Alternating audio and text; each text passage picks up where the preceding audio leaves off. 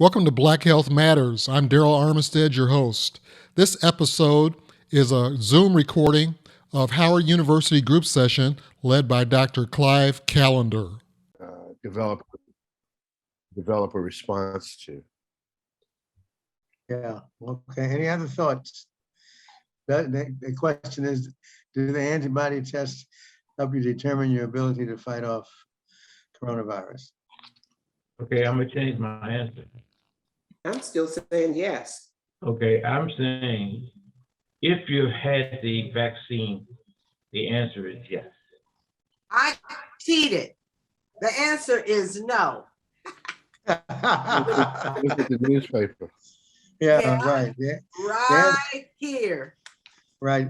That's right. It's right there. The answer is no, because as you mentioned, John Buchanan, that the immune system is amazing. And there are many factors that go into whether or not you're able to fight off infection. Antibody level is just one of them. And we do not yet know what is the appropriate antibody titer to fight off the infection. And we also know that it's not the immune system alone. I mean, sorry, not antibodies alone. You have T cells, sensitized cells, which together with the antibodies allow you to fight off infections of all types. And so the answer is we do not yet know the solution. And so most of the data we've got together are helpful, but they're not definitive in answering the question as to whether or not you're able to fight off coronavirus or any other virus for that matter. So that's important to recognize that people are giving you their best guess in terms of recognizing that the antibody titers go down after 6 to 12 months. They don't disappear, but they go decrease. But whether that alone is predictive or not is really a good guess, perhaps, but nothing more than that. You know, the coronavirus is just taking over our world. All forms of media, personal conversations, Zoom calls. That's all we talk about now. What would we be talking about if we didn't have coronavirus? Well, we got a lot to talk about. I don't see it the way you see it. We got a lot to talk about. For example, one of the things we'll talk about is the death of Colin Powell, and oh my goodness, yes. we're also going to show one of those things on one of our speakers a couple of weeks ago, Laurie Wilson. So there's a lot going on. Yeah, although not necessarily on our Zoom, but in the coronavirus- world. Yeah, in the world, not coronavirus- necessarily here. I mean, in the world, that's the topic Yeah, of but I mean, conversation. look at Afghanistan, and I mean, there's many things going on. So there's no scarcity. Look at the climate change. There's so much going on that's not so positive that we need to concern ourselves with. But you're right, coronavirus is taking the brunt of the conversation, but there's still It's important. what's going on, and we need to be aware of it because we need to appreciate what we have in this country and recognize that peace is not in the world today, and there's so many threats. The Christian missionaries who were kidnapped in Haiti was a good example of how this world is progressing towards the last chapter of the earth. So there's a lot going on. But and also Dr. Callender, the pig kidney transplant in the human beings. Right. I saw that. Yeah. Mhm. Okay. There's another big thing that they brought up that we've talked about before, and that is how much we are anxious and frightened and fearful because of the pandemic, as Janice had pointed out, that it's caused us to have more anxiety and fear than ever before. And they gave a figure of how many people in the United States have anxiety now that didn't have it before. And they gave a figure of about 76 million people anxiety now that didn't have it before, related to the pandemic. So depression and anxiety is plaguing us as never before. You want to start the show on the road? One more thing that I thought was, I always believed it until I read this article about bread. You know, I thought that bread caused you to gain weight and all of that. And in the article, myths about nutrition and bread. Bread isn't harmful for you. And I was thinking about Darryl. Darryl's always eating bread and he keeps everything low, you know, or wheat waffles or whatever. He makes it from home grain and everything. But I always thought all of that was extremely fattening until I read that article that was in the Washington Post about myths about nutrition and bread. Yeah, it's a great article, and it puts into perspective many things about bread that we erroneously believed. Any comments, Darryl? No, but thanks for asking.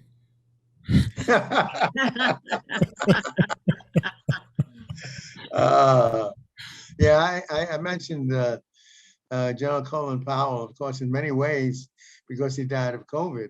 Yeah. Probably more Black people will have COVID vaccines as a consequence of his death than you can imagine.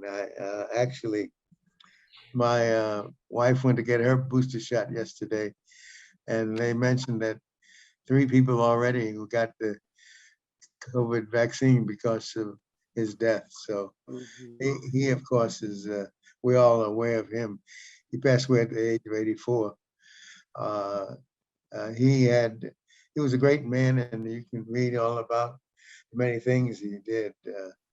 And of course, he was also on the Board of Trustees of Howard University, but the fact that he's a 4-star general and that he actually, probably were it not for what happened with Iraq, he probably would have been a president of the United States. But that Iraq issue just wasted him. He's, as you can see, born in Harlem, actually went to school in the Bronx, and went to City College, and then made history by becoming such a great human being as well as a great general.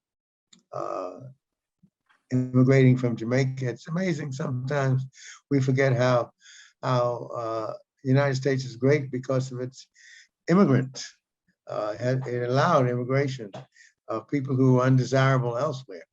And many of these so-called undesirable immigrants have become powerful forces in what American has become today.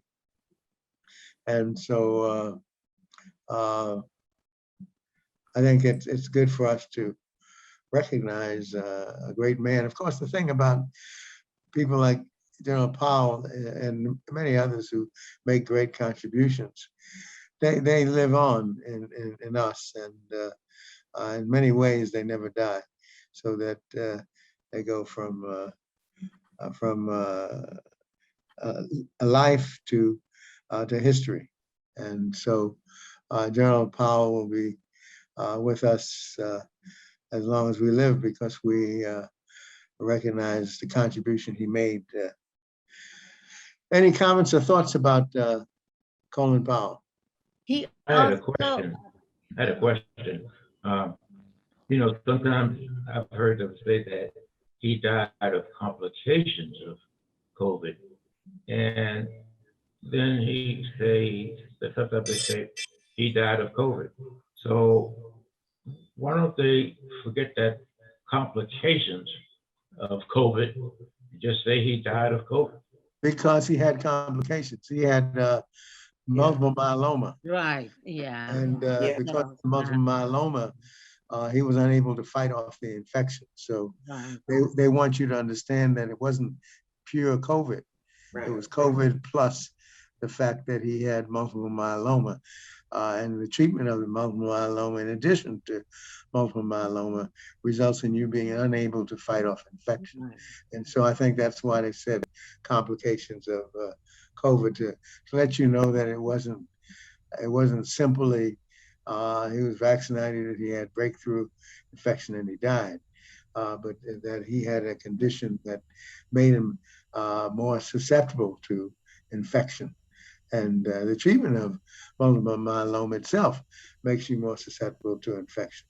So that's why I think they made that comment of complications of COVID, so that the people who are aware of the background might understand that this is more than just simple COVID.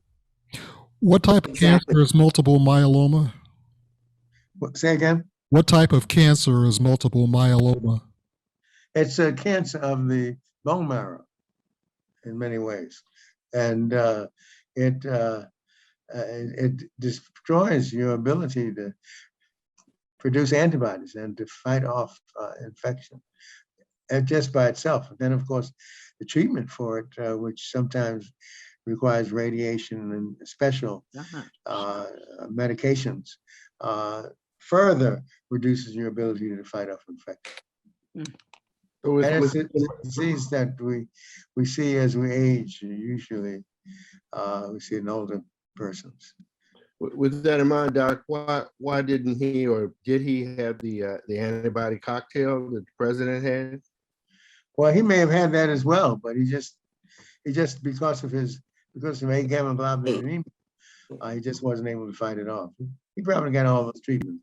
Being Colin Powell, I'm sure he got everything he could, but the overwhelming, and I was reading an article, multiple myeloma and coronavirus, and in some situations they had something like a 50% mortality rate. That combination of multiple myeloma and coronavirus is not a good one.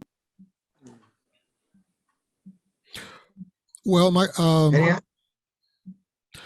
observation about Colin Powell, I never met him personally, just looking at pictures.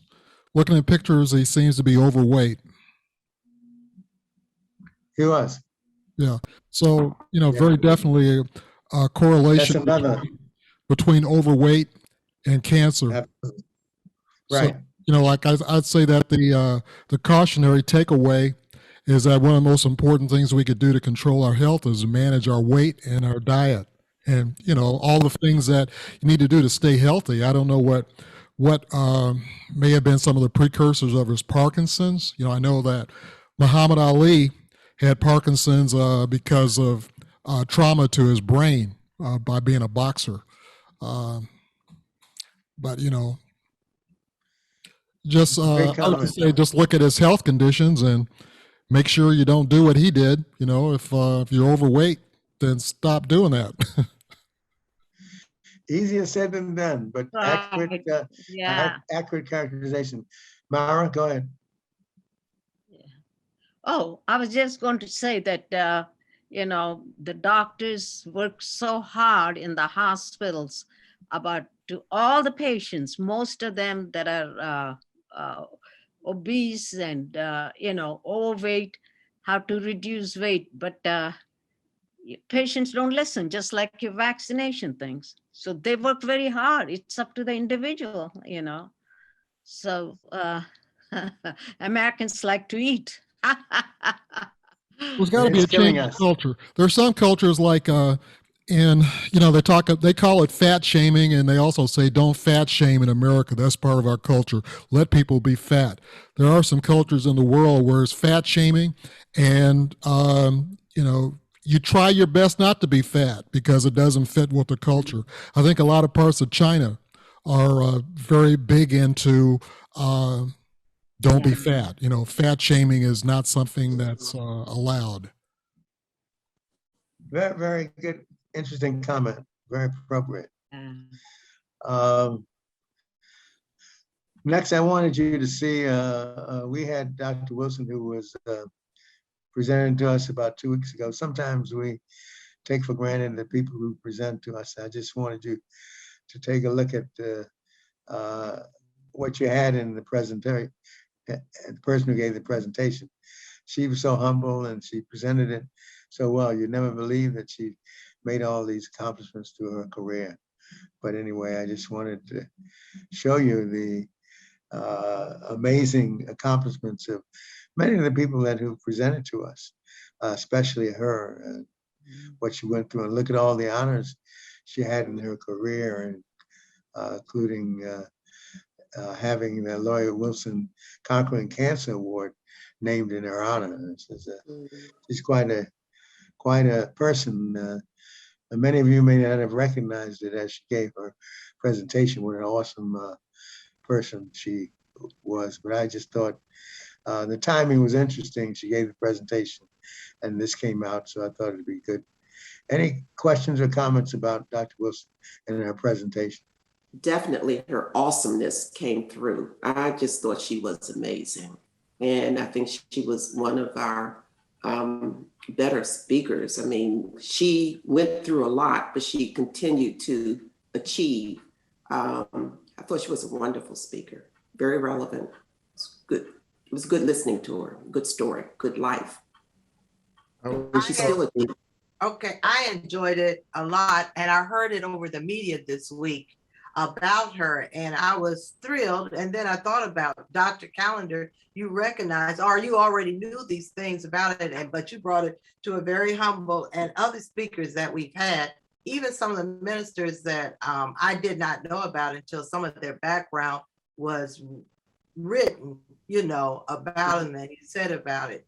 But I was extremely thrilled that she was able to meet with us after listening to her from the media, WTOP and other branches of media talked about her this past week. I thought she was very inspirational, and her story was very personable, and you can feel, everything she went through. And, I took the YouTube email and passed it on to, individuals I know at my church who, are going through cancer treatment, and they got back to me and said it was very inspirational. So, it was very humbling. And I'll give her that feedback to let her know how much we appreciated her presentation.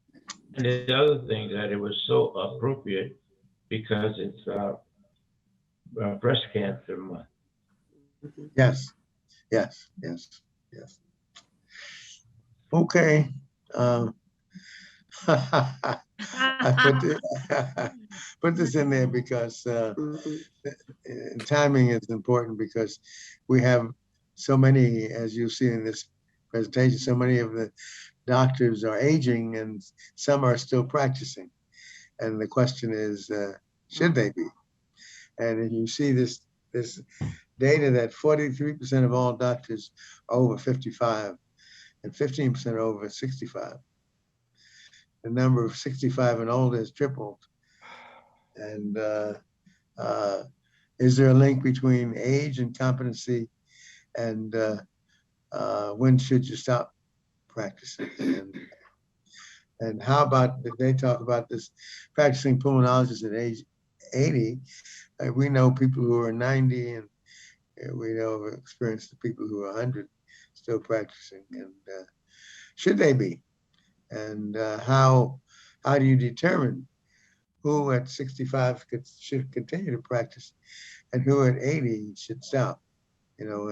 So this is one of the biggest concerns of all time, because we don't want to stop somebody from doing something just because of the age.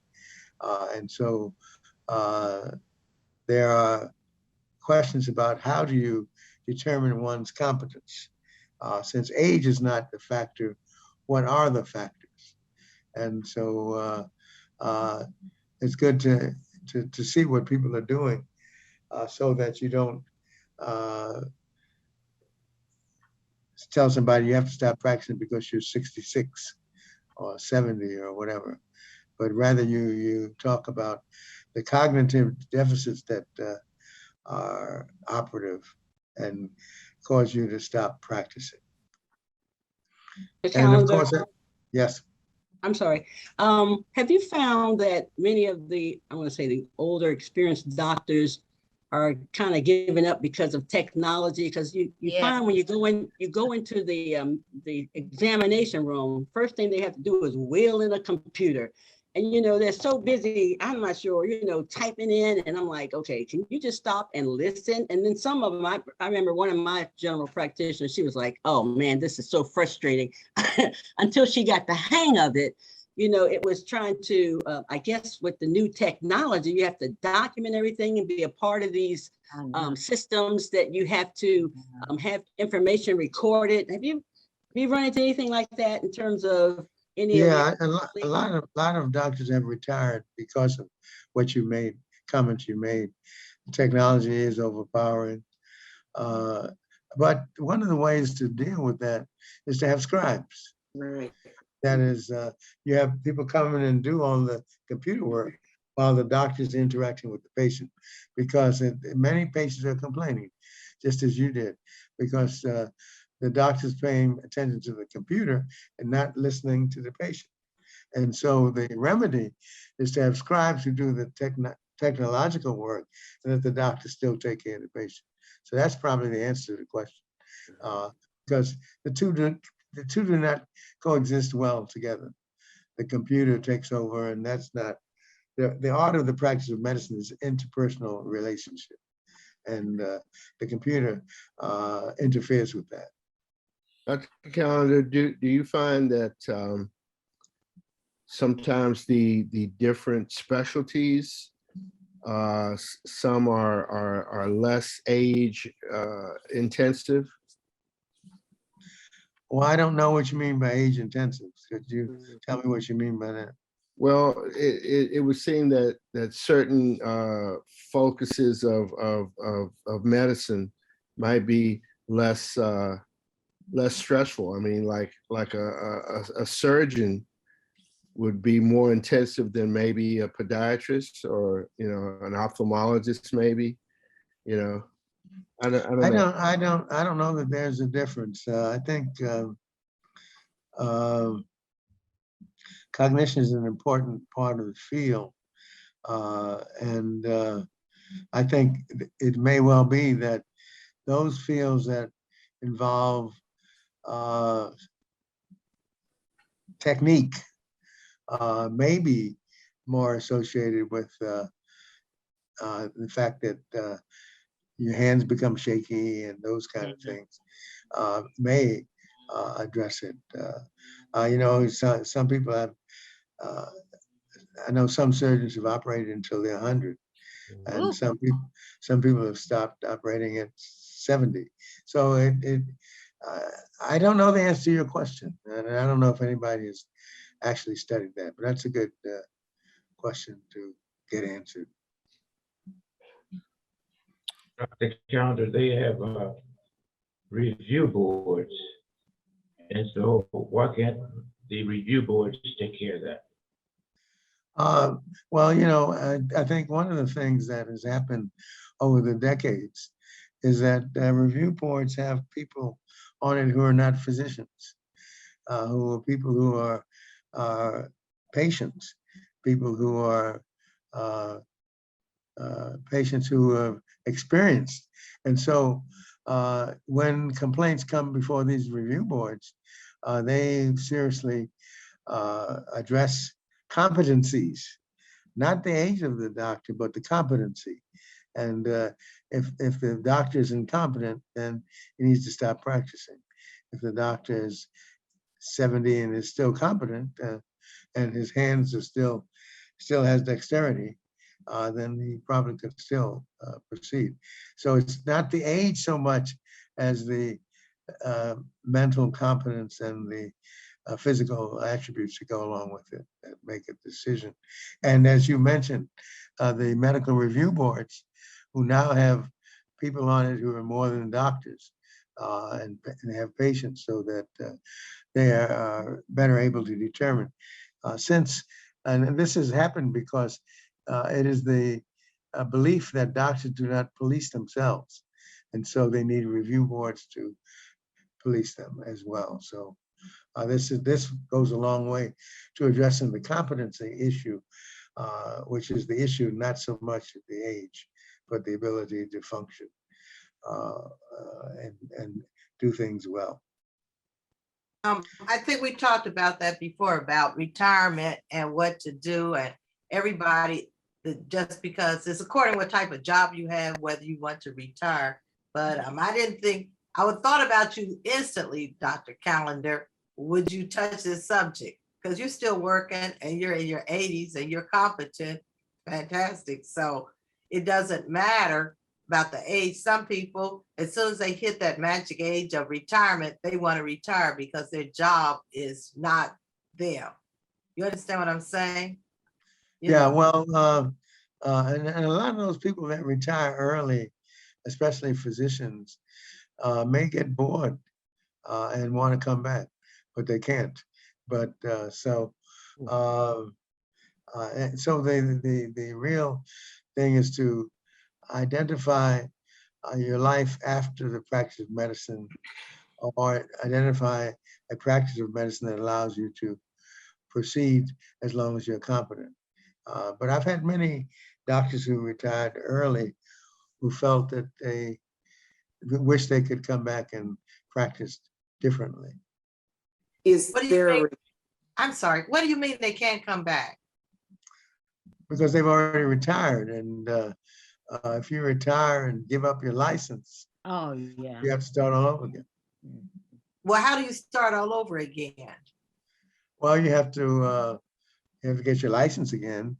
You have to, you may have to take some tests and examinations. And so that is not desirable. So that may be, and then of course, you mentioned another factor, which is the technology, which is a reason why many of them retire in the first place, because they don't want to keep up with the technology, and they find it repressive many times. And so those are some of the reasons why they may not want to come back, or they feel reluctant to come back, although they often feel that they're useless. And I've had that comment made to me by some. Is there a requirement that doctors have to take a competency test at a certain age? I think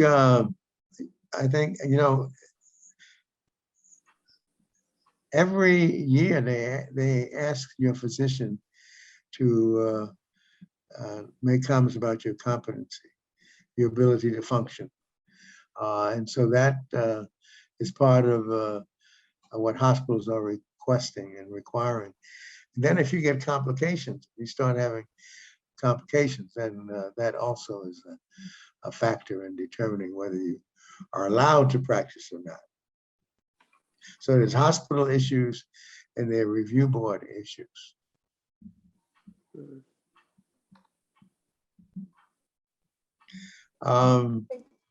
Any other comment about that? Yeah, I was just wondering, this is Betty. I was just wondering, when you retire, do you have to give up your license? No, do you have to give up your license? Well, most people who retire, they let their license expire. No, you do not have to give up your license. You can retire and keep your license. It's up to you. But many people, when they retire, they let their license expire. So the answer is no, you do not have to give up your license when you retire. What do you have to do to renew your license? To renew your license, you have to demonstrate that you are competent and that you've taken courses that allow you to be up to date. And many, like DC, requires certain courses that you have to take in order to be licensed. And when they take these courses, you have exams at the end of the course, which allows you to demonstrate the fact that you have gotten something from the course. So in education, I guess that's why they started that. In order to be certified or to continue to teaching, you had to take so many courses over a period of time. They didn't have you to be examined again, but you had to take so many courses to keep up in your field. That's correct. And for example, HIV, LGBTQ, and now coronavirus are subjects that you are required to take in order to be licensed in the District of Columbia. And at the end of these courses, they give you a test and if you don't pass the test, you don't get the certificate. And I don't know if it's good or bad, but when I walk into a doctor's office and I see it's a senior doctor, I'm comfortable. I feel like he's seasoned compared to a younger person. And I know maybe it's discrimination, I don't know. I can remember one of David's last doctors, I believe he was having problems with his back. And we went to a doctor. Well, when he walked in, he looked every bit 18, very crisp, very well dressed. And he didn't even talk to David, he kept talking to me. And I think he did that because he felt he's old and he doesn't understand. And when he's ill, he did look older. And then he ordered these tests, and one was an MRI and something else. And David said, I'm just not comfortable with him. He never touched me, number one. He didn't ask the right questions. And then later we were talking to someone, I don't know if it was you or someone else, about these tests. And doesn't he know that he has a heart valve? And with the heart valve, whatever test he ordered, you should never have that. You referred us to a doctor at Howard. I cannot remember her name. Female, the office was in the basement and not basement, the lower level of Howard, but I don't remember what unit it was. But the experience was so different, and she touched every bone on his body. And then she got into the medications that he was taking, trying to pinpoint the source of the pain. But this young guy, we're gonna do an x-ray, and then we're gonna do an MRI, and he just never touched. So it's something about being older that makes you more seasoned, I think, as a medical profession. My primary care doctor is an old Asian doctor. And I keep saying, okay, one of these visits, I know he's not going to be there. I would be truly upset if he was to leave. He's very thorough. As someone just said, you have to be technical. They have to come in there with that iPad. He comes in with the iPad. He asked me about appointments that I've forgotten. And then, why do you still go to so-and-so? The last time you said you thought he was a quack. I'm going to refer you to someone else. And he touches on every ailment that I have and reminds me of appointments, but he's excellent. And a lot of it he does from memory. But so sometimes age is a good thing.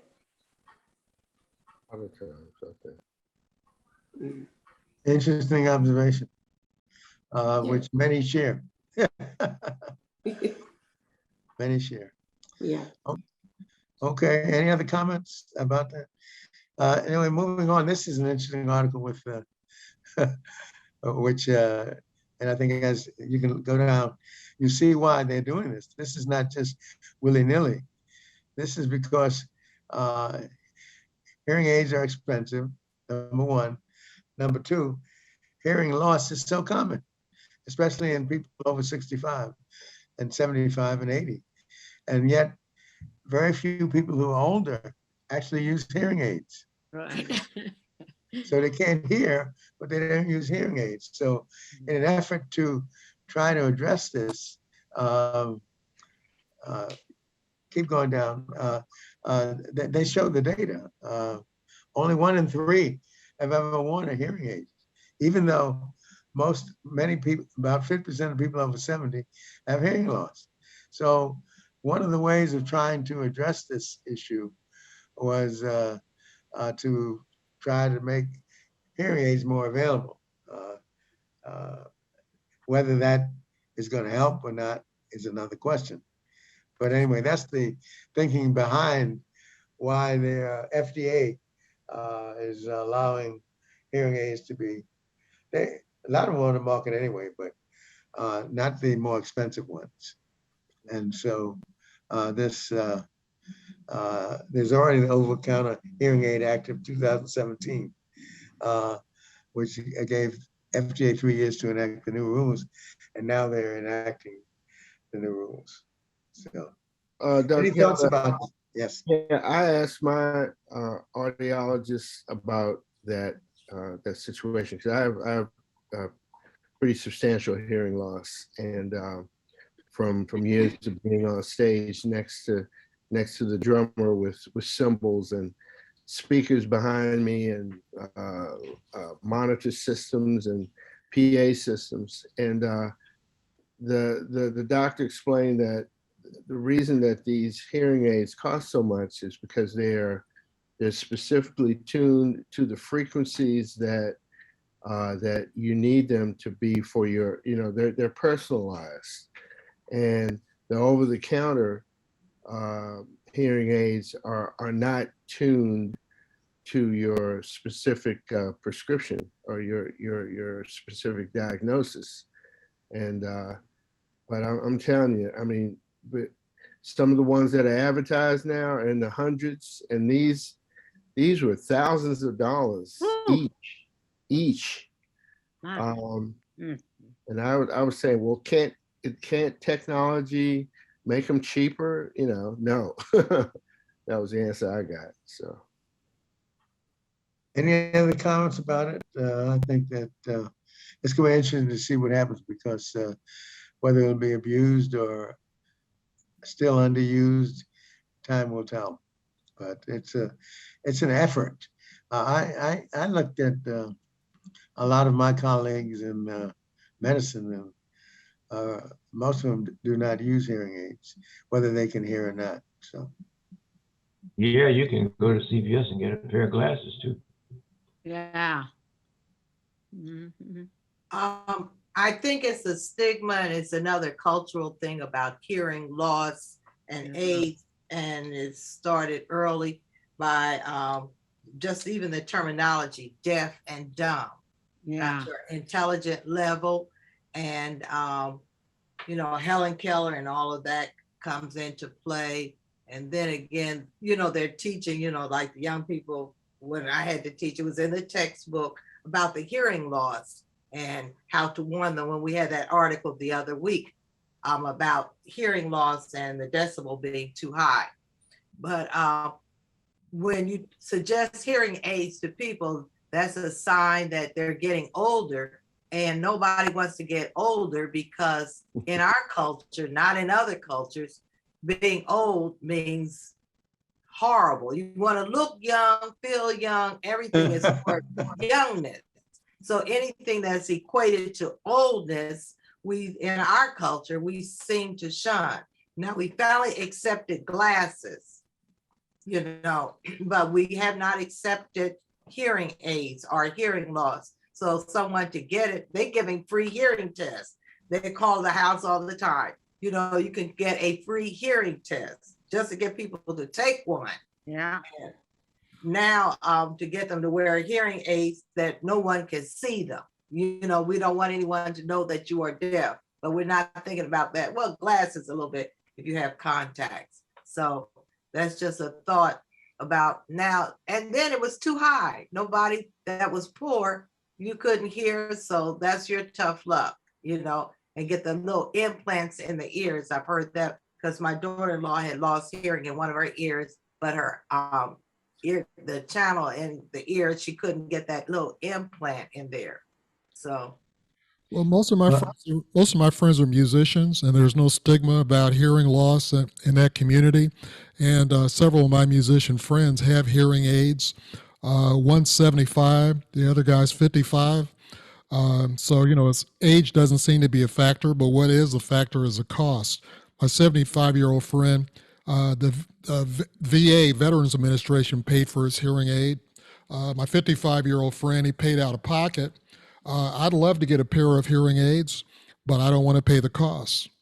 So I'm waiting for this over-the-counter Hearing Aid Act of 2017 to kick in and lower the prices, and then I might consider it.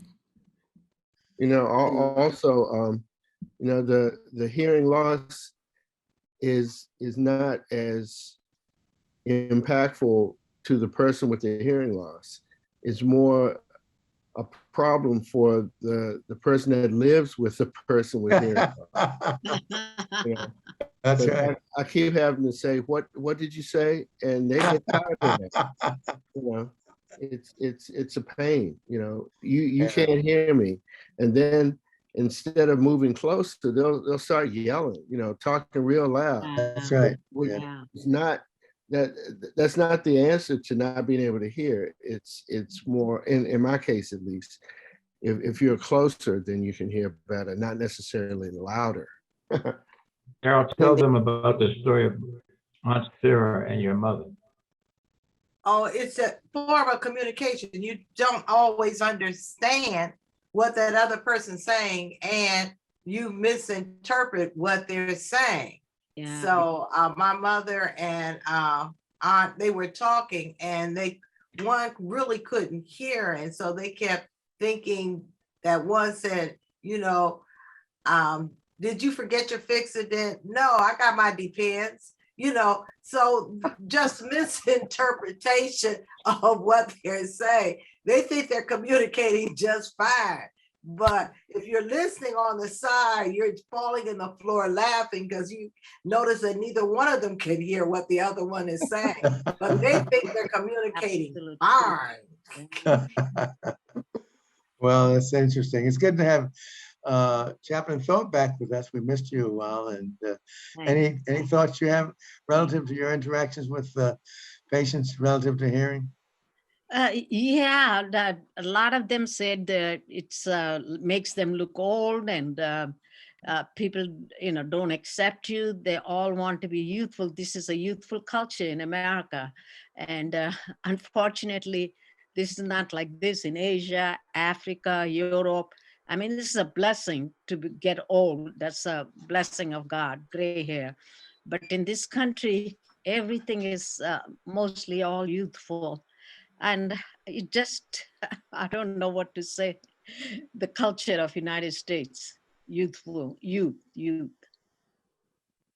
I do know they are very expensive. When Chris started experiencing hearing loss, he went to VA, that's his doctors. And once they went through diagnosis and all of that, he did receive a hearing aid through VA. And they told him that he was the first one from that VA office to get that particular hearing aid. Sometime later, he went to Massachusetts just for a second opinion because he was hoping to have something done to do away with the hearing aid. And the first thing they said was he had the best hearing aid on the market.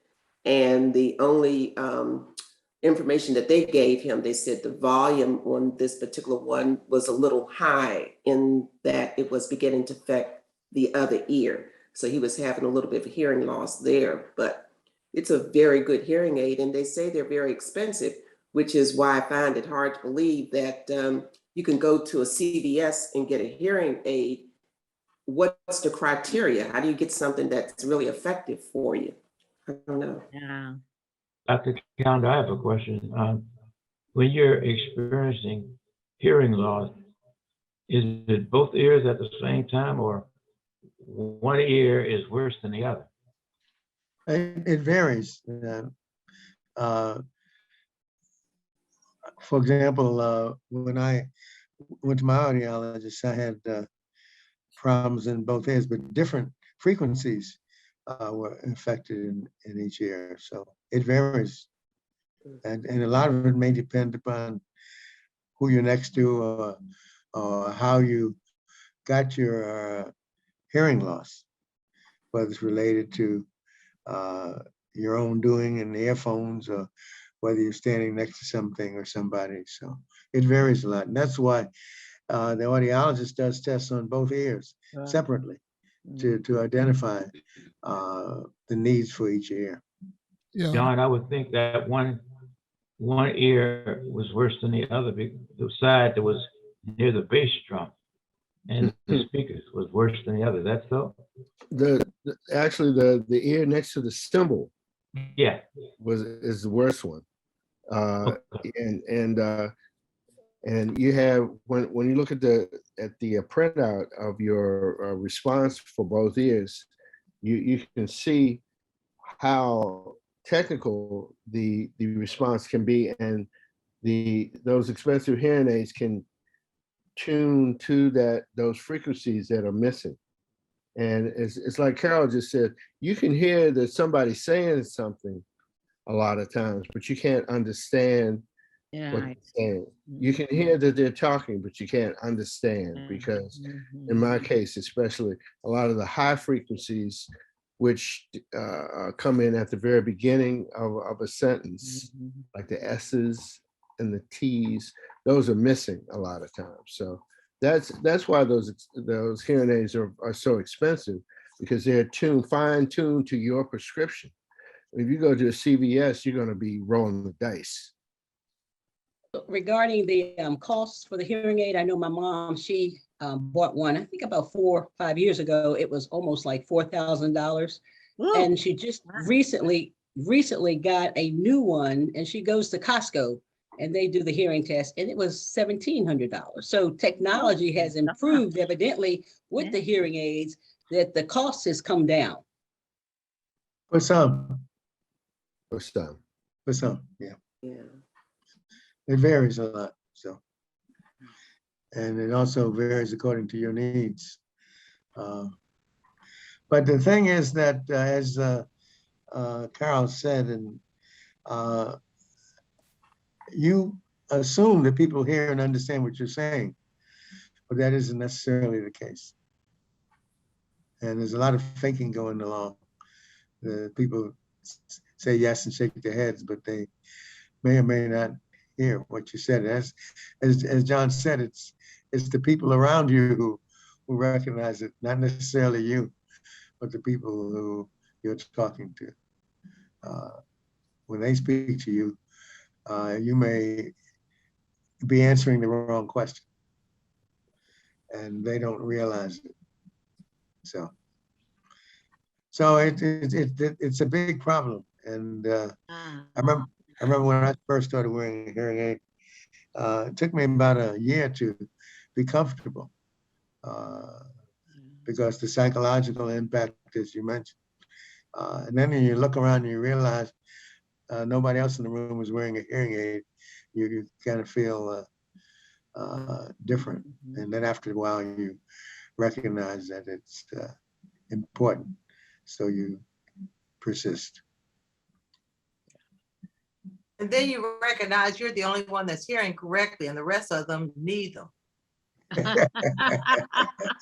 Some of them may be faking it. Yeah, right. The other thing that might be intimidating is, you have a hearing aid on, and you're around a lot of people your same age, and they don't have one.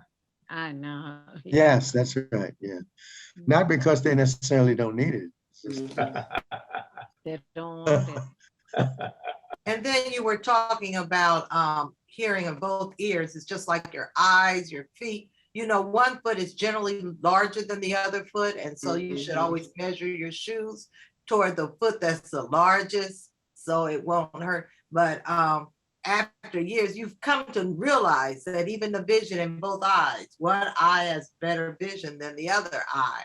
And they'll tell you, and prescription glasses, they accommodate for both eyes. So we're not equal, not even in our bodies. Okay, moving on. This is something we talked about as well, that there are conditions that are linked to childhood trauma, that when a child experiences trauma, you think about the kids in Southeast who have all these gunshot wounds and gunshot, whether they're shot or not, they hear all that and they see all of that. You wonder how that's going to affect the rest of their lives. And this study talks about adverse childhood experiences.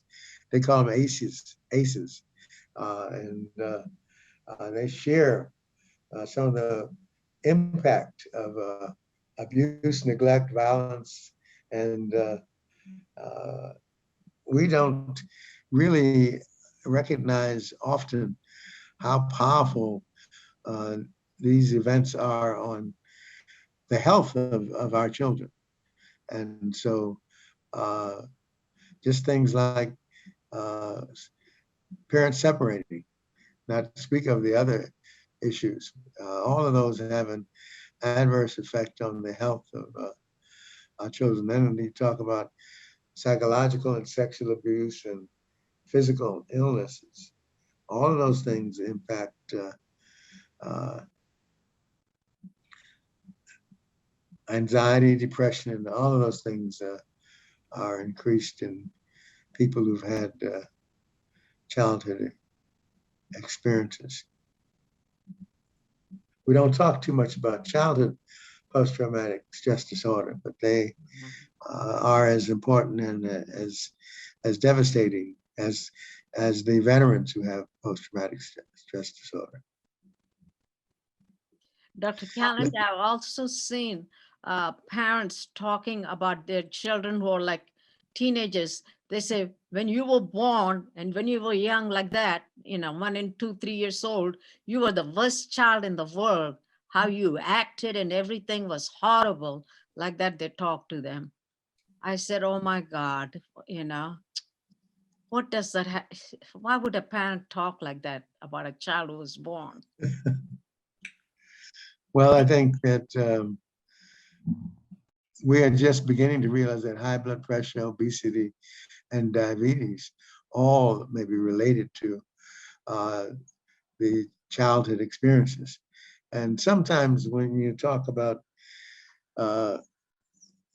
mother and father and mother separating, sometimes we don't realize the incredible impact that has on developing children, even on adult children. So that childhood trauma is something that is ever present and is associated with many of the diseases that we have as when we're adults. Yeah, Maya, you got to remember that verbal child abuse is often generational. Parents talk to their children like that because that's how their parents talk to them. Oh. Tragically, that's the case. The abusers, children of the abused become abusers. Oh my gosh. Which brings into even in the educational arena, people don't understand the effect that divorce has upon us because the child appears to be acting normal and etc., that they're ingesting it. And if you think about even our slavery days, where you had to watch your loved ones being beaten, mutilated, raped, and etc., and you had to smile and act like this was normal. The diseases that our culture is bearing, whether high blood pressure and etc., a lot of this is coming from the trauma that we've had and our foreparents had as trauma, and it's passed down to us.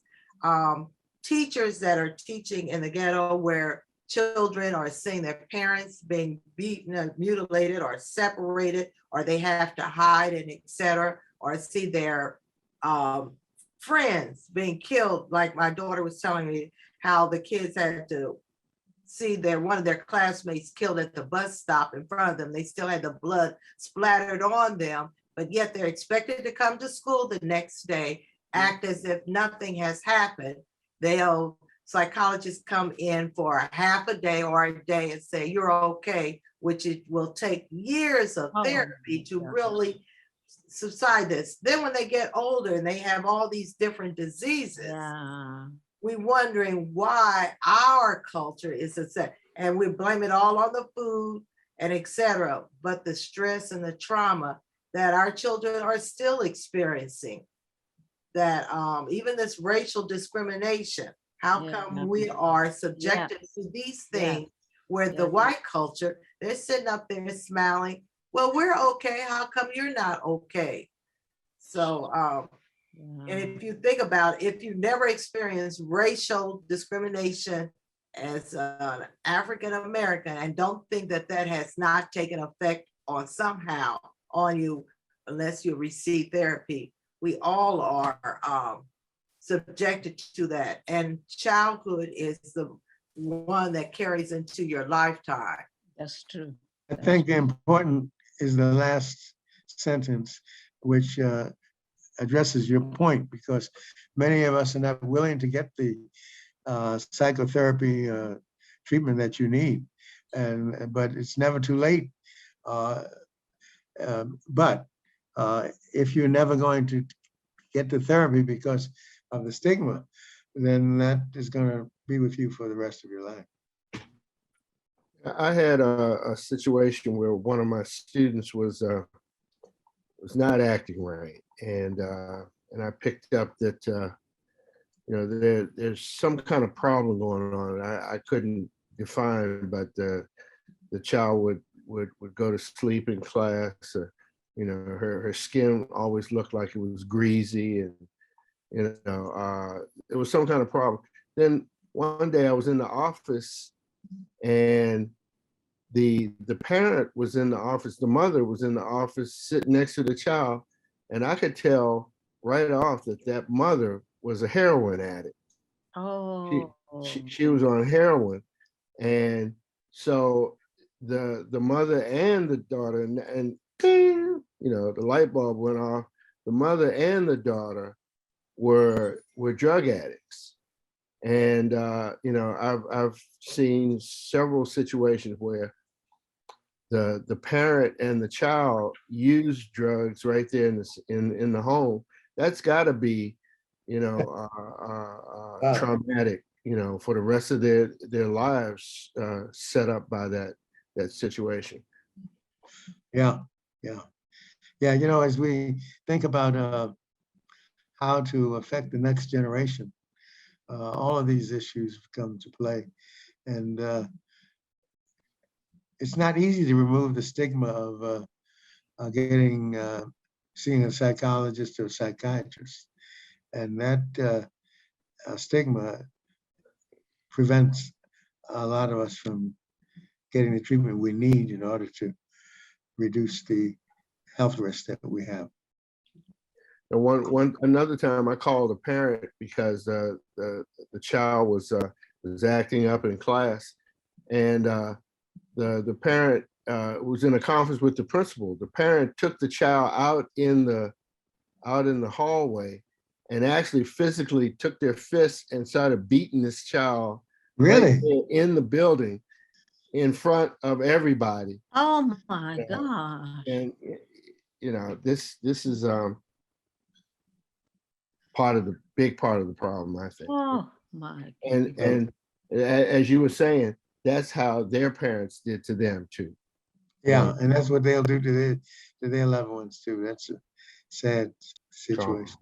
I experienced that a lot with children. And if you report to their parents about their misbehavior, one little girl had stolen money from me, and she was in 3rd grade. Her parents said the police wouldn't let them burn her hands on the stove anymore. Oh my God. Safe way, because that was their way of dealing with it. And the little girl also was behaving this way because of the emotional turmoil that she was having within the home. She started having sex on the playground. And I did not know that instead of seeking outside help, but how can you do it with the parents there? And I also reported that to the parents, and she was a dark-skinned child. Her father had beaten the skin off of her face and was pink because I reported to the parents. And this was their way of rectifying the situation, which meant that if she was taken out of the home, that was more trauma. So what do it's perplexing. And a lot of times kids would come to the classroom acting out, not knowing the situation. You got a bunch of kids, but if they had a trauma of the parent arguing, fussing, killing each other, or they have gunshots in the on their street or neighborhood and they got to hide out under the bed. What do? And our society, poverty and all of this exposure really is, and then the child grows up and you wonder, why are they sick and etc. This trauma is happening all the time, especially in poverty. And now we're finding it's happening in middle-class neighborhoods, middle-class children, because they were raised. And then we talk about their mamas. They wouldn't be so dumb if their mamas and stuff weren't dumb. And you telling the children this. I've heard teachers tell children this, and they expect their children to come smiling. Yes, we're going to be, they talk about the parents. We talk about the parents. And that's why the children are this way. Somehow that has to stop, but it won't. So just to add what John has experienced, and all of us that have been in the world of teaching world, if you taught any place, you have experienced this, or if their parents have separated and gotten divorced, it hurts.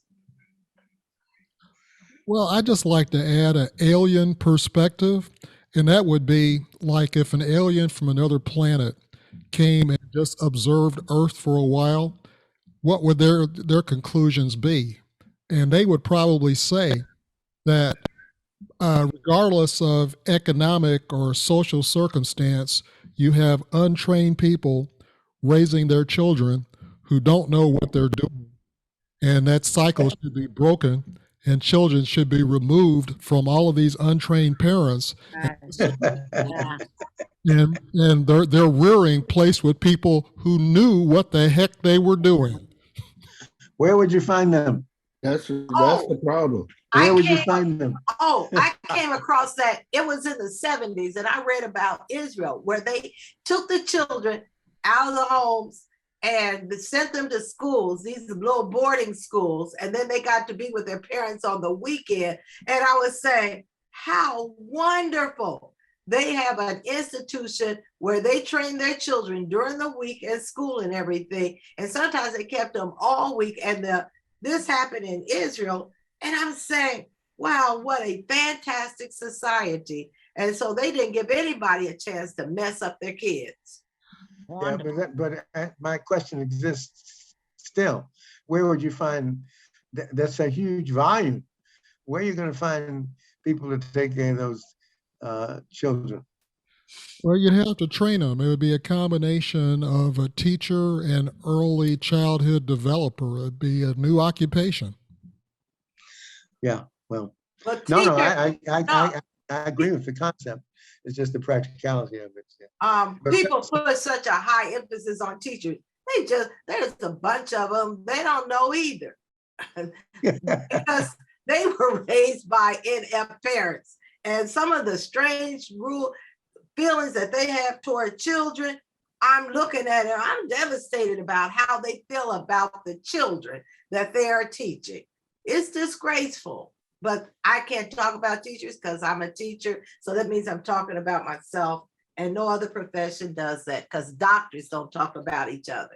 So I digress. Tricky. You'd have to put somebody in charge of that who was very wise, like Carol Tatum. Well, doctors do talk about it. That's why we have M&M conferences, so we can learn from everybody else's mistakes. So yes, we do. We do talk about each other. But the practicality of recognizing that most of the children who are in poverty are brought up in a very uncomfortable and impossible situation. And that then results in them being repeating the mistakes of their parents. Right. So I think the concept that Darryl espoused makes sense. It's just that the question is, where do you find people who know what they're doing to take care of these kids? The people in the middle class who actually spend time being parents and who have love can do that. But how often is that the case? And I think our children are more likely to be involved in the lower situation, and therefore become just what their parents were before them, whatever they were. Yeah. I agree with you, Dr. Callender. My husband, he volunteers with kids, football teams, JV and varsity football in high school, and also basketball. He said these white middle class and black upper middle class people, when they have football games, you have parents, a lot of people showing up, cheerleaders, bands. Oh, it's so much of fun.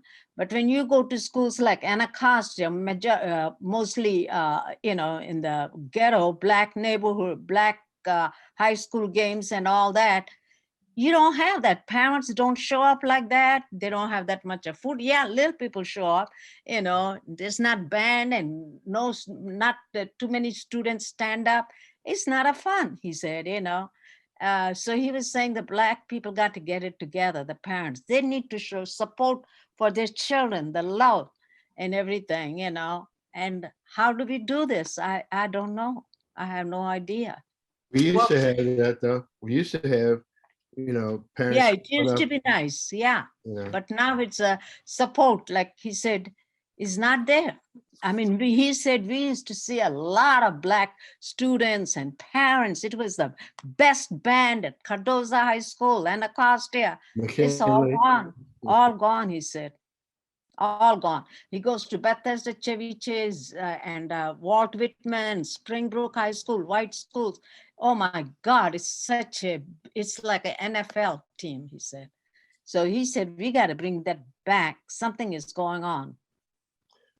Well, part of that though, that goes back to the central administration who put so much emphasis on reading and math that they forgot about, the arts. They forgot about the music and the drama and the choirs and the bands and the orchestras. They wiped those and the art classes. They wiped those courses out to focus totally on math and reading, which is wrong. We are not all math and reading. We have all these other artistic thing, and it's not all athletics either. No, it's all of those things together that makes us worthwhile people. Yeah. I went to my grandson's football team, the high schools, and I looked at, and this was Howard County. I marveled. Their band uniforms were fantastic. Yeah. Then I'm working at a PG school. I can't mention it out loud. And the band teacher, and I was a choir teacher, we got to not only teach them, we got to scuffle and do fundraisers to get them looking decent. And when I'm looking at Howard County, they just ask for donations, or the school system gives them money for the band uniforms, the choir uniforms, where the teacher in the regular high schools, we got to do all these fundraisers, take money out of our pocket for them to even look like nice in a black and white, or tell them to wear whatever they got. It is hard to do that. And I'm saying, and then you're looking at the parents got to work double, triple jobs, where these white people, they only middle class, they got one job where they can take time, and they got two parent family, or they got enough money that they can take the time to go to the games, where they're busy scuffling 2 or 3 jobs, or they're tired because they're a single parent household. Okay, I guess we've talked about that adequately, and it's a serious problem. This is an article that talks about some of the common medication that we take without realizing it that may alter flu virus. Remember last week we talked about the fact that the flu kills more minorities than it does other people, and so we have to be very careful. We need to get the flu vaccines. But this article talks about how some of the medications we take without realizing it may have an impact upon how we handle the flu. And so it identifies some of the medications that we take and don't even realize. And of course, older people like us are taking statins, which reduces the cholesterol level, and it's great for that. Then these other medications we take for vitamin B12 deficiency and high blood pressure and heart failure. And these are commonly prescribed, and little do we recognize that they also will act on virus as well. And it's just that we haven't studied it. We know that it has an impact, but we haven't studied it. And so we just have to be aware that some of the medications we take that impact our response to the flu. Now, of course, if you take the flu vaccine, which is in the vicinity of 50 to 60% effective, that this is something to be studied. Dr. Callender, do you think the same thing holds for the coronavirus? I don't know. You know, it may well be. We just don't know yet. And I think actually we don't know about the flu virus. We just know that these medications impact. We don't know the extent of the impact. And there may be medications that impact coronavirus as well. We just aren't aware of it.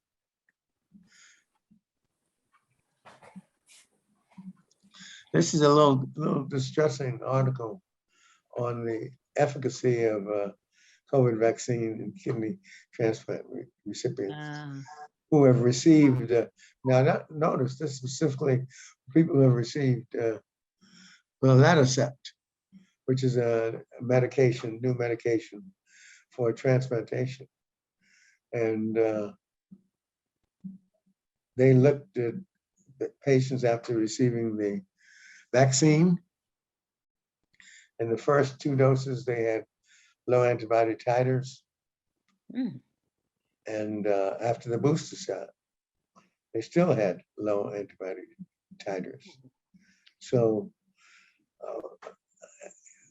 this came up, as you know, there's some transplant centers that will not transplant you if you have not received the vaccine. And one of the reasons is because in some situations, people who have not been vaccinated have a 50% mortality rate if they develop COVID. And that's one of the reasons why some centers will not transplant you if you have not received the vaccine. And so this is something to keep in mind, so that kidney transplant recipients certainly have to be concerned about getting a booster shot, number one, and then recognizing that even after the booster shot, they need to be careful about their exposure. So does that mean that they have to continue to wear a mask and protect themselves when they go out? It suggests that. It suggests that because since and we don't know if this is the whole answer to the question, because we only talk about antibody titers. We don't know about sensitized cells, but it suggests that the transplant patients should be more careful and wear a mask and distance until the disease is controlled. Yeah. Now, this is something that is going to become a reality soon. You know, we've done, now what we're talking about is xenotransplantation, which is transplantation between one species and another. So that we've done transplants in the past between primate models, and most of them were unsuccessful in the long run. And so we stopped doing xenotransplants from other species because of rejection and other things. But we now are in a situation we're able to decrease those antigens and antibody products that caused rejection. And so now we're at the point where we're going to be doing xenotransplants, or transplants from other species into humans. It is clear to me that we will never get to the point where we get enough human organs meet the need. We've got Yeah. close to 107,000 people waiting for transplants, and we only do 40,000 transplants a year. So obviously with 50 to 60,000 people waiting list, if we wait for humans, we're not going to do it. Now, there are other things other than xenotransplants. We're talking about regenerative medicine to grow organs and tissues, and we talk about stem cell transplantation. But I think this is the beginning of genetically altering the pig so that it can be used for transplantation and not be rejected. So this is just what's going to be happening in now and from years to come. And I think that Dr. Montgomery, who's a transplant recipient himself, by the way, he had a heart transplant as well. And so this is the next step in transplantation, xenotransplantation, using organs from other animals. The reason we have stopped doing the primate or the models is because where did HIV come from? Monkey. Right, primate model. So we're reluctant to use the primate model anymore. So we've gone to the pig, and we've genetically modified the pig so we can have successful xenotransplantation, which is the term we use. They haven't used it here because they wisely recognize that people wouldn't understand what it meant, but that's what it is, xenotransplantation. So Doc, these recipients that get the pig kidneys, Darryl, they will be hybrids.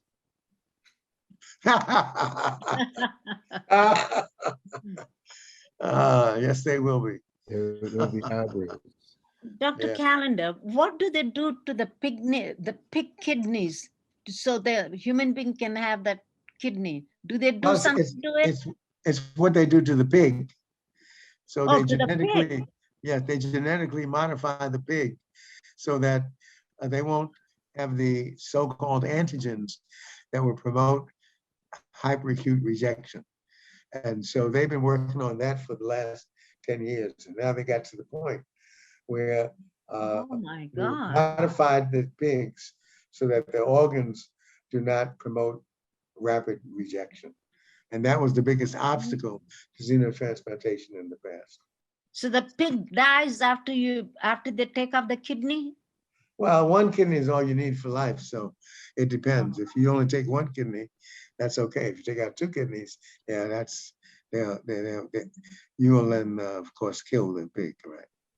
Dr. Callender, why the pig and not the horse? I mean, why was the pig selected? Because the pig is the organ is about the same size as a human, and since the primate model is ruled out because of the fear of HIV, the pig is closest of the animals to the same size as humans. It's good to know, Dr. Callender, that they're not doing it because the pig eats slop like humans do. Say again? It's good to know that the reason is not because the pig eats slop like humans do. Oh, okay. All right. Dr. Callender, I was talking to someone just a few days ago about their husband who had a kidney transplant, and he swears he's picked up some of the characteristics of the donor as far as food cravings and that sort of thing. How would that relate to an animal? Or is it normal to pick up characteristics? I don't know if anyone else has happened to. My husband had 2 transplants, but I didn't notice where he picked up any unusual habits from his donor. Is that a common thing? It's a common concern. I don't know that it's real, but for example, some white patients who get black kidneys think that they now like fried chicken because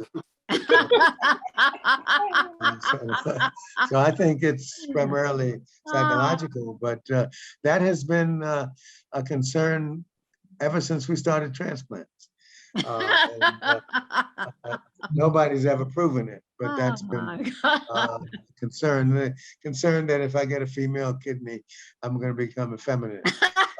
None of it has ever been proven, but that is the psychological concern that some patients have. Yeah. So the Jews and the Muslims, they won't get the kidney transplant from a pig. That's correct. Wow. Dr. Callender, I heard that if you get an organ from a drug user, you might become one. I never heard that one, although people might fear that, but we have no scientific evidence to validate that concern. So well, Dr. Callender, I'm sorry, go ahead. Okay. Go ahead. Yeah.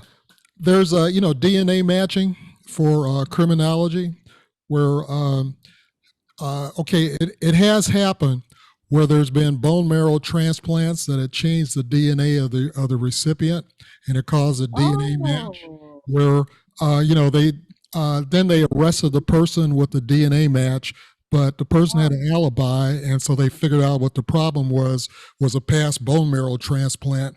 But I remember reading the same article that says that there's no DNA changes if you transplant organs. It has to be a bone marrow transplant that'll cause a DNA change. That's correct. Yeah, that's correct. If there is a DNA change, the technical name for that is that now the person is a chimera. CHIMERA. Right. And so you Because they have the antigens of two people. Oh my And God. so Darryl, are you saying That's what chimera. That's what a chimera is. That you've got two existing different things in one person. a criminal can get? So this is our future is appearing before our eyes. Our future of and I think the point that Darryl made is that organ transplants don't have that, but bone marrow transplants is different because it's interesting when I read about Proverbs and he talks about the marrow of the bone, because that is the one thing that is controls most everything else in the body, the marrow, and that's when you talk about, and when you talk about multiple myeloma, you're talking about the marrow, and that's really that's where your DNA is, and that's the real essence of the person is the bone marrow, and first time we've discussed it, but that's the real changer. And I'll throw this in before I forget it, because earlier in the conversation, we were talking about MRIs, and something similar, but not quite, is a CAT scan, a CT scan, which CAT scan uses ionizing radiation. And so the concern is that it can actually alter and damage the chromosomes and now the people, there's sides of that. They say that CAT scans use such a low level of radiation that the risk of cancer is very minor, but it's something to consider. So if you're ever in a situation where you need a CAT scan, make sure that you absolutely need it, because you don't want to have the unnecessary chromosomal damage. Oh my gosh. The next article. Dr. Callender, I just Yes. have a question on what you were just talking about the kidneys. Why won't the loved ones give their kidneys to their loved ones who needs it? Then Live we won't donor. have shortages. Live donor transplantation is probably the best transplant. Yeah, but they're not giving the kidneys. Well, people aren't doing. Yeah, it's interesting. We have many altruistic donors where people come off the street to donate for strangers, but that's not very common.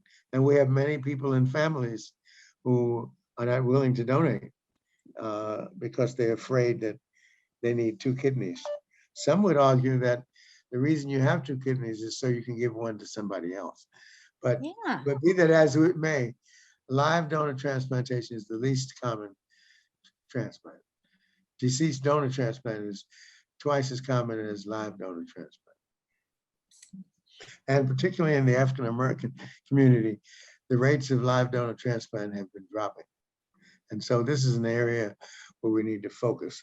In the Latino Hispanic community, efforts have been made to go into the community and live donor transplantation in Latino Hispanic community has increased considerably, but not in the African American community or in other minority communities. So this is one of the reasons why this has become a focus for us as we move into the next 5 years, is to try to increase live donor transplantation. So, Dr. Callender, even if you're a relative of someone who's in need of a transplant, does that mean it's going to be a match? No, you have, before every transplant, you have to be tested to find out if you're compatible. And compatibility can be based upon the blood type, can be based upon the ability of the recipient to accept your match. So it's more than a notion. Just because you're a relative does not mean that you're acceptable, because you have to be healthy and you have to be willing and you have to have a reasonable match for most organ transplants. Okay.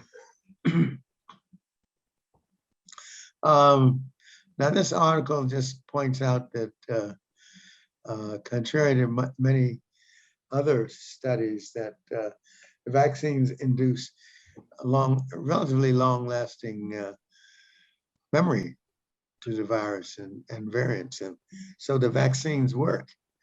And many of the studies identifying that the memory cells, T cells, as well as the antibody tests exist for close to a year, and certainly for 6 months and longer. And so I think we're blessed in that the vaccines that we have actually work, even though we have exceptions to the rule and breakthrough infections. Still, we're talking about something that's varies from 60 to 90% effective. Praise the Lord. Praise God. So we've been blessed in many ways that the initial vaccine that they developed is a good one. Now we'll come across another type of a vaccine shortly. Oh my goodness. It's 10:30 already. Yeah, so, it is. Yeah, so, okay. Any Before about this? This is Betty. Before we close, I just want to let the group know that my grandson got his first. Oh, wonderful. Wonderful. Great news. Congratulations. Wow. Wonderful. Good news. Chris got his vaccine. He said he was tired of us harassing him. Yeah. So Good. finally broke down. Well, I'm happy you harassed him. Good. I am too. Right. Keep harassing him. Very good. How about Chris? Did he get He got it? his Yeah, he got second, his already. second vaccine last Thursday. So Good. Good. Yeah. So, Very good. so our group is doing well, almost 100%. Yeah. And Dr. Callender, how about the Howard University? No vax, no job, they said. And the last date was about 2 weeks ago. So all the employees are now vaxxed? Those without vaccination will be fired. Wow. That's a big problem across the United States. There's a lot of the healthcare professionals who refused to be vaccinated were terminated, and that's going to cause another problem. So we have one problem following another. There'll be a lot of lawsuits too. Huh? What's There's that? going to be a lot of lawsuits in the court. Oh, yeah. Wow. Right. There'll be many. Well, if they're fired, they don't have any money, so they can't bring a lawsuit in. That's right. They'll find a way. The lawyers always find a way to do it. So they'll find a way. They'll find a way without money or without money. If you're fired, can you get unemployment? No. I don't know. No. Generally, the answer is no. If you're fired for cause, you're not entitled to unemployment, and it'd be just cause to lose your job because you refused vaccination. Oh. Mhm. Hmm. Well, I guess we make this the last article since it's 10:30 already. And Yeah. Dr. But Callender, what's I'm- happening is that people who talk out about COVID are having threats with physical or sexual violence and death threats. And this is, Right. the scientists are becoming uncomfortable to speak out and Yeah. talk about the importance of vaccination. So Yeah, that's the essence of what this article is about. yeah. Freedom of speech is something that we love to talk about, but it looks like it's not as prevalent as it used to be, Right. because people are threatening people for telling the truth. And this may just be the beginning of the end.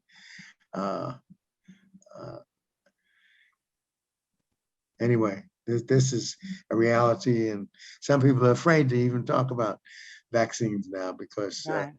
the anti-vaccine people are becoming very violent. Yeah. Even towards the doctors and nurses, they're following them and threatening them and, physically hurting them too. Yeah. Okay, well, I guess, we need to have a meeting of the app group to talk about some developments. So, John, maybe you can find time for us to have a meeting just to talk about the app. And I got a photo from Janice, which had a very interesting picture that we may want to add to our photos. But so, John, maybe you can set up something in the next week or two where we can meet. Okay. Well, thank you all for attending. We had another great meeting today, and look forward to having a nice, pleasant weekend, seeing you next week. Any closing remarks? Thank you, Dr. Callender. Mara, you may not know, but Dr. Richardson was in the hospital and she was unconscious. Oh, And so you can keep her in your prayers. yes. All of us chaplains will be praying for her. Okay. Thank you for telling me, Dr. Callender. Okay. All right. See you next week. And thank you, Dr. Callender, for such a beautiful, you do such a good job in educating all of us. Thank you very much for your time and for your sacrifice that you do. This will cost us millions of dollars. Thank you. You're welcome. You're welcome. Yes. I'm learning, Carol. See? Yes. Okay. Take care. Bye. All right. Have a Bye-bye. great day. Great weekend.